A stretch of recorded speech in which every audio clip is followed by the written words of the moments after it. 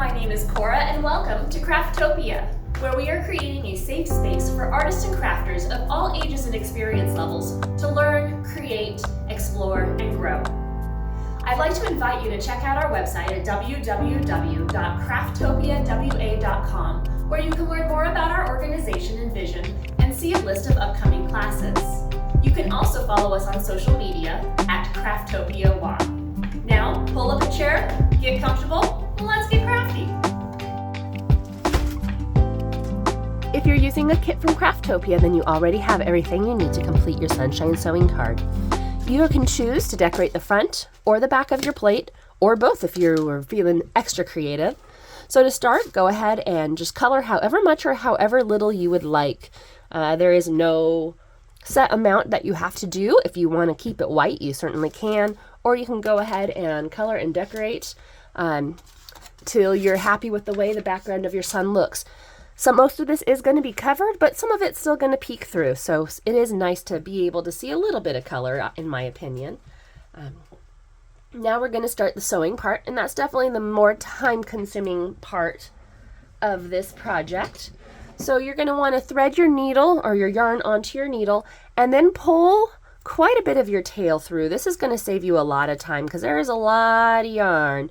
So you see, here's the first end of mine, and then the rest of it. But that way you don't have to pull everything through all the time that you poke through your holes. How you sew your sunshine card is also up to you. I'm going to show you a couple of different options. Sorry, I have this big old knot here I'm trying to get out because that definitely is not going to go through my holes. So you can do what we know as a back stitch or a running stitch, and that's when you just go up one hole, down the next. And then if you're doing a running stitch, you would just keep that pattern up the next hole, down the next hole, all the way around. So you're going to end up with your yarn in every other hole. And then we're going to pull it almost all the way through. We want to leave a little bit of a tail so that we can tie it off when we are all done. So I'm just going to leave about that much so I have enough to hold on to when I tie.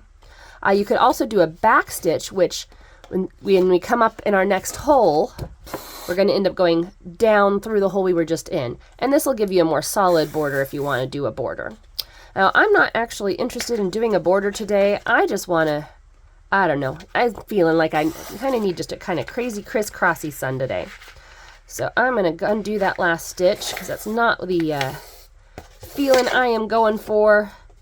Pull this out. There was probably an easier way to do that. See, now I got another knot. There. And I'm actually just going to go, oops, sorry, bumped the camera there. Find my tail again. I'm just going to go zigzag across my plate. Because when you're doing the back stitch or the running stitch, you only end up covering around the outside. And I want to cover up a bunch of this center. So there's my nice big tail. Hold on to it so I don't pull. And I'm going to go directly opposite of where I was. Now when you're doing this kind of stitching, you don't have to go straight across every single time. You just want to make sure that you do skip a couple of holes before you go back down. But I'm going to do a couple straight across because it's going to fill in pretty nicely. And then I'm going to start kind of going, see that one? I kind of went a little bit to an angle. I'm just going to start doing those. If you get to the point where you don't have enough string left, you can just pull that on your, oh, hello kitty. Pull your yarn down and use up as much or as little of that yarn as you'd like.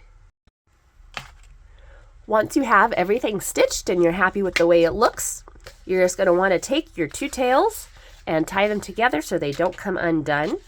I'm just going to do a quick little double knot. So over, under, around, and we're good. And then you can cut your tails off. So there is the sewing part. Now we can decorate up the little outsides with our fun little triangles to give them a nice little colorful ray bursts. Let me find my glue here. So these are super simple, and you can choose to put them wherever you would like.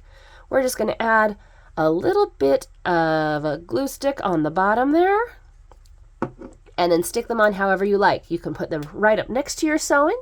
You could put it halfway up. You could put it all the way on the end. You could put it on the back side. I'm going to do mine right about there because I want it to come off the plate really nicely, but also have a little bit of dimension and still show some of my color through. So you're just going to glue those all the way around, and then your sunshine will be ready to shine some beautiful lights. We hope you had a good time crafting with us today. If you have any questions regarding this project, feel free to leave a comment below or send us an email at info@crafttopiawa.com. And be sure to hit that subscribe button so you won't miss out on any future crafty goodness. Until next time!